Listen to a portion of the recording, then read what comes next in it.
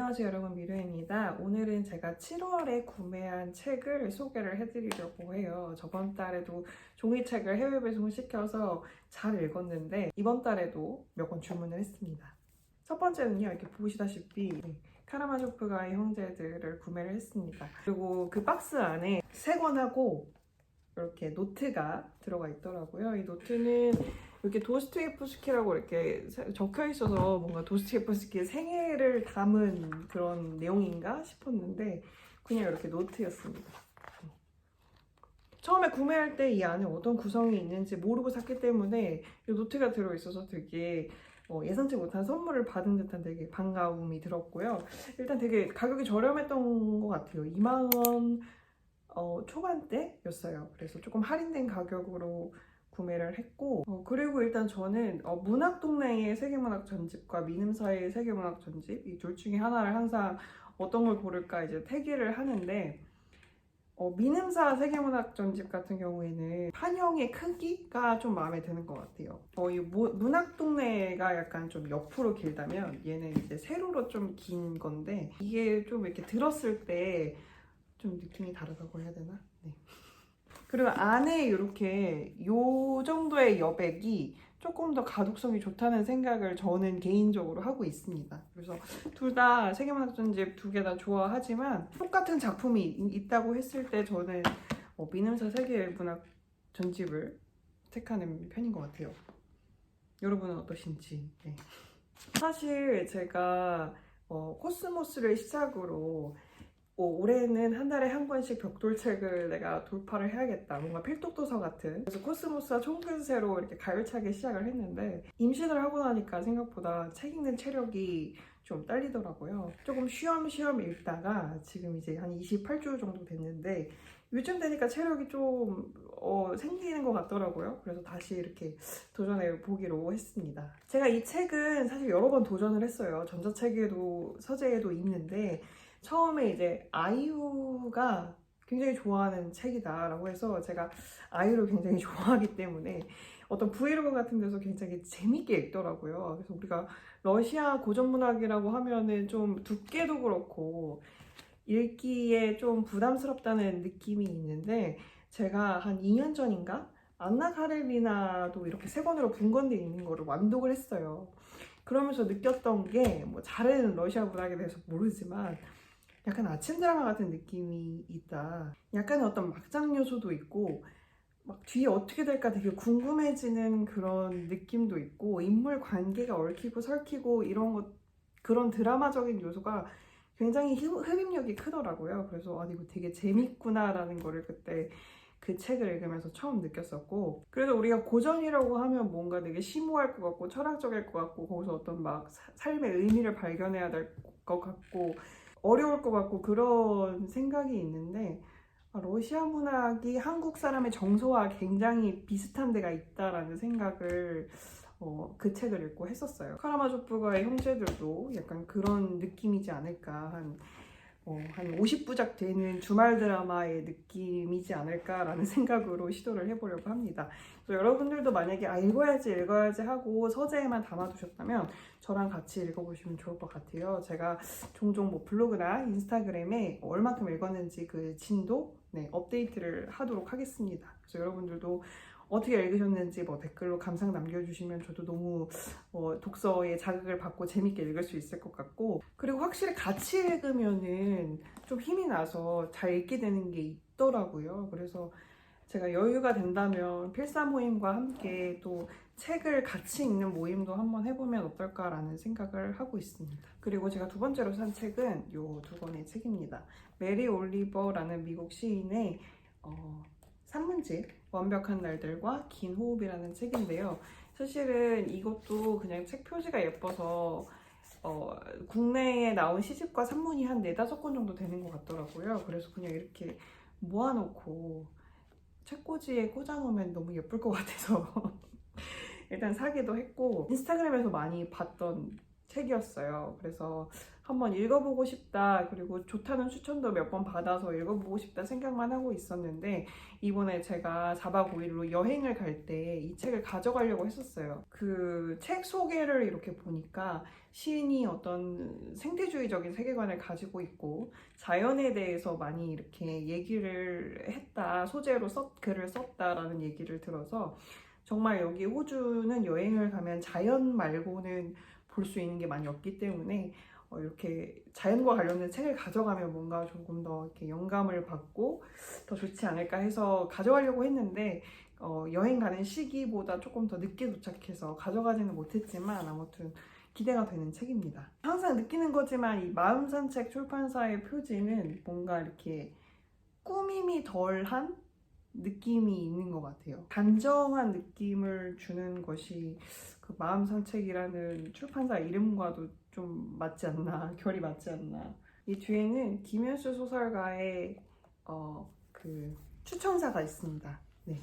그래서 저는 김현수 소설가가 추천하는 책은 거의 다 사서 읽는 것 같아요. 작년에 읽은 황금물고기도 그랬고, 그 다음에 청소부 매뉴얼, 이것도 김현수 소설가의 어떤 추천사가 있어서 구매를 해서 읽었던 책이었고, 그래서 제가 저번 영상에서 필사 모임에서 많이 올라오는 책 중에 하나가 시와 산책이라는 에세이라고 했는데, 시인이 쓴 산문은 뭔가 그 언어의 아름다움, 그 관점의 어떤 그 창의성이라고 해야 될까요? 그런 게 좀 돋보이는 것 같아요. 아무래도 조금 더 예민하고 섬세한 시선으로 세상을 바라보고 그 언어를 조금 다른 작가들보다 더 벼려서 좀 함축해서 쓰기 때문에 뭔가 해석할 여지도 더 많고, 짧은 문장에서도 조금 더 풍부한 감정을 전달하는 게 어떤 시인들이 가진 힘이 아닌가라는 생각을, 네, 시를 잘 모르지만 그런 생각을 하고는 합니다. 흰호흡에는 이재니 시인께서 이제 추천사를 썼는데, 매일 아침 하나의 경전처럼 이 책을 펼쳐들 수밖에 없다라는, 네, 추천사를 남기셨어요. 그래서 추천사조차도 너무 아름다운 네. 흥미로운 점은 두께가 비슷한데 얘는 10,000원이고 얘는 13,000원입니다. 아무튼 언박싱 영상은 여기까지고요. 여러분들은 어떤 책을 장바구니에 담아두셨는지, 그리고 또 어떤 책을 읽고 계신지, 책을 구매를 하셨는지 댓글로 공유를 해주시면 저도 이제 눈여겨보았다가 그 책을 한번, 네, 읽어보도록 하겠습니다.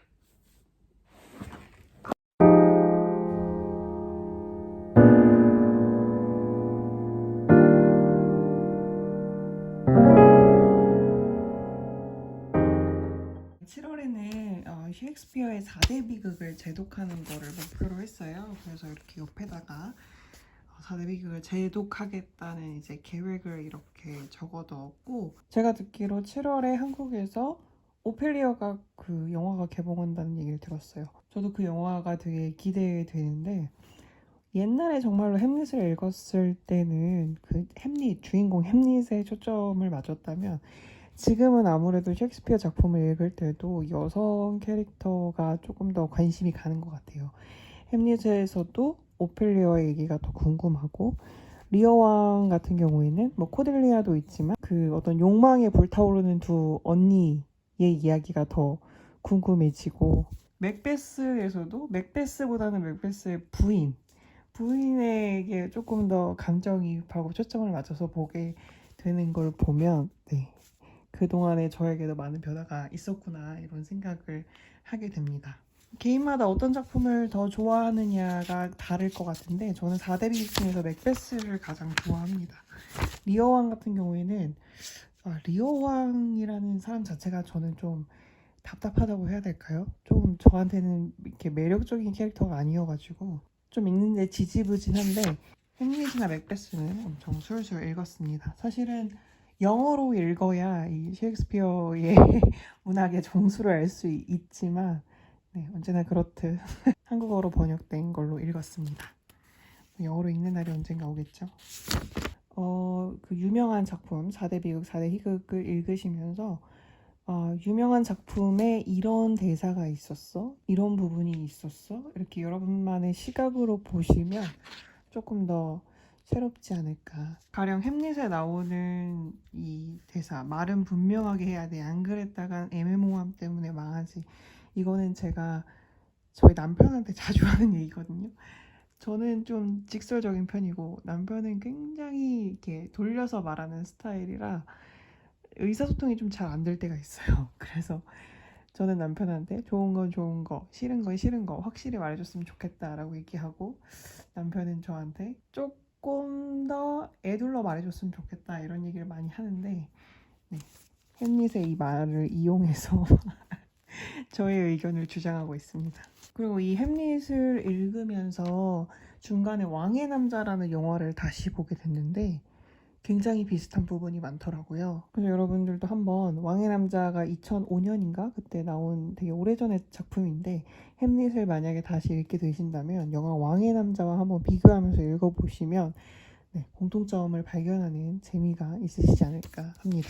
맥베스에서 오늘 이제 기록한 내용은, 마음에 없는 슬픔을 보이는 것은 부정한 자들이 흔히 하는 짓이다, 이런 얘기가 있는데, 이거를 필사한 이유는 사실 햄릿과 리어왕과 맥베스를 읽다 보니까 어떤 관통하는 한 가지의 또 공통점이 마음에 없는 말을 하는 것. 그러니까 사람들은 겉과 속이 다른데 어떻게 하면 그 속에 있는 진실을 내가 알아낼 것인가가, 이 비극, 4대 비극 작품에 나오는 주인공들이 끊임없이 어떤 탐구하는 인생이 하나의 질문 같다는 생각이 들었어요. 근데 그거는 우리가 살면서도 인간관계에서 자주 하는 생각인 것 같아요. 어디까지가 진심이고 어디까지가 약간 가식, 허식, 허례 허식 뭐 이런 건지 끊임없이 이렇게 막 사람을 이렇게 보게 되잖아요. 내가 진실하면 상대도 진실하겠지라고 믿지만 아닌 경우가 굉장히 많고, 그래서 여기에서 보면은 맥베스에 나오는 왕이 얼굴로 사람의 마음속을 알아내는 기술은 없는가라고 엄청 한탄을 하는데, 되게 많은 분들이 공감할 만한 문구가 아닌가 싶어서 저도 공감을 하게 해서 이렇게 적게 되었습니다. 아무튼 필사 모임은 이제 2주차에 접어들었고요. 나머지도 채워가려고 합니다. 여러분들도 만약에 독서노트를 쓰고 계시다면 인스타그램에 제 아이디 뭐 이렇게 태그 하시거나 미래의 독서노트 태그 하셔가지고 알려주시면 구경하러 가도록 하겠습니다.